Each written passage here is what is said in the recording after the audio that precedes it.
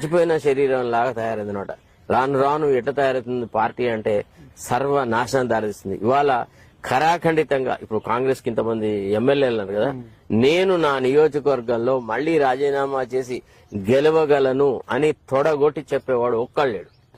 గాలిలో గెలిచిన వాళ్లే తప్ప ఏ ఒక్కడు కూడా నేను గెలుస్తా అని చెప్పగలిగిన మొగాడేవాళ్ళండి కాంగ్రెస్ పార్టీలో. నేను ఛాలెంజ్ చేస్తున్నా, ఇన్క్లూడింగ్ ది చీఫ్ మినిస్టర్.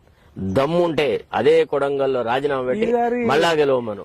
డిపాజిట్లు గనక జప్తి కాకపోతే నువ్వెవరి పేరైనా చెప్పండి సార్, ఫలానా వాడు గీ మంత్రి గెలుస్తాడు, లేకపోతే శాసనసభ్యుడు గెలుస్తాడు, గవాడు గెలుస్తాడు, ఒక పేరు చెప్పండి. వాడు ఎంత మంచివాడన్నా కావచ్చు కాక, కానీ కాంగ్రెస్ టికెట్ తో, కాంగ్రెస్ అనే గుర్తుతోని ఇక్కడ గెలవడం అనేది సాధ్యం కాదు. అంతెందుకండి, ఈవెన్ రాహుల్ గాంధీ వచ్చి తెలంగాణలో పోటీ చేసిన ఈనాడు చిత్తుగా జనాలు ఓడిస్తారు. ఎగ్జాక్ట్లీ, ఆయనను కూడా ఓడిస్తారు. ఎందుకంటే ఇది ఎంత దురహంకార ప్రభుత్వం అంటే వాళ్ల యొక్క పేరు ప్రఖ్యాతులు కూడా మసగబారినాయి.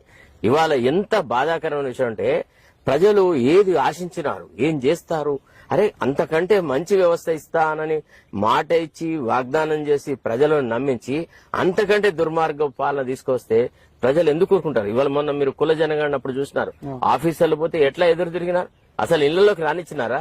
నీకెందుకు రా, నువ్వు ఇచ్చినావా, నువ్వు మాకు అది చేసినావా?